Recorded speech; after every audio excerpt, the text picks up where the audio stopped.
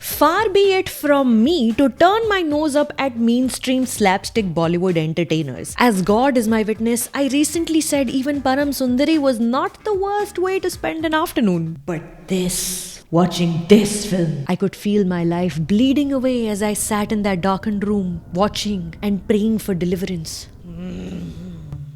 Ow. Hey all, my name is Acharita. Welcome back to my channel where today we are talking about Shashank Khaitan's Sunny Sanskari ki Tulsi Kumari, now in movie theaters. A little context, real snappy. Sunny's ex is Ananya, Tulsi's ex is Vikram. And Vikram are now set to marry each other. Sunny and Tulsi pretend to be a couple themselves and they show up at the destination wedding to try and disrupt it, hoping to win back their true loves. Bas. SSK TK जैसी फिल्मों को I slot in the formless film field category, a title I had invented while trying to talk about Siddharth Anand's bewilderingly inept fighter. Despite the best resources, craftspeople, huge sums of money, there are some inexplicable movies that make such little sense. One cannot fathom a discernible form, a shape, even an outline of what one is watching.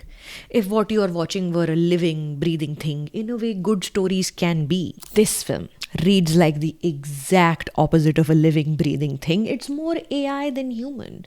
For shits and giggles, I typed this following prompt in ChatGPT, the free version that too, which lacks advanced analytical skills. Write a movie script synopsis in 500 words about a young man A and a woman B. Both their exes are now marrying each other, so A and B get together to go disrupt the wedding, posing as a couple. Write the synopsis in a Bollywood style, slapstick humor and entertainment. Mention plot points. End quote. And the result was, well, I'll tell you what. Try it yourself. I will paste this exact prompt in the description under this video and see what artificial intelligence throws back at you. It's a little experiment between you and I. Try karke dekho. As I read the ChatGPT results that had titled this film Shaadi to Rukni Hi Thi, I was willing to give it the benefit of doubt that perhaps this search bot has devised this eerily accurate summation from the plot points of this actual film that are now being discussed on the internet. It's stolen from there. Even so, tropes like girl takes off her glasses and becomes hot, or the Delhi wala best friend who just is around to hit on Dulhan ke friends, or Karan Johar showing up as a guest for the rich person's Sangeet party. They are commonplace, dare I say archaic, and not enough time has gone by since these tropes might be considered okay and be allowed to come all the way around and become novel again. Some might say this film is made in the tone of classic Bollywood comedy cinema and hence an homage to these tropes itself, but just mentioning Katrina, Govinda, Shah Rukh, Salman, Bahubali, Madhuri mein Prem Ki Diwani, Mr. India doesn't good tribute make. Decide कर अनन्या चाहिए या तुलसी pause क्यों ले रहा है decide कर SSK TK has little to no narrative grip. Performances from lead actors Janhvi Kapoor and Varun Dhawan fail to grasp your fancy. The most I cared about was Rohit Saraf because that beard looks really great and it's nice to see him do grown-up roles, and Sania Malhotra because the sun shining down on her golden locks, curls, that just looks magical. And while it's nice to know that these good-looking rich actors are dancing for our personal entertainment, aside from the hair appreciation in my previous sentences, it is damn near impossible to care at all about any of these people in this film. Especially the women. Mother, wife, girlfriend. None of them possess an iota of agency. Best friend even. At least the men get to come up with dumb schemes. Kuch kar to rahe hain. Special mention to Manish Paul as Cuckoo the wedding planner, who, like Raghav Jayal in Beheads of Bollywood, is just mouthing his own one-liners. He's having fun, acting in his own little side project.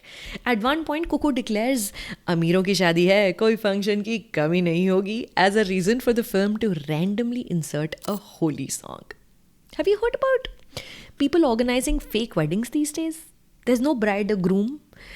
So that fun-starved folks can turn up dressed in ethnic clothing and pay to enjoy the wedding vibes.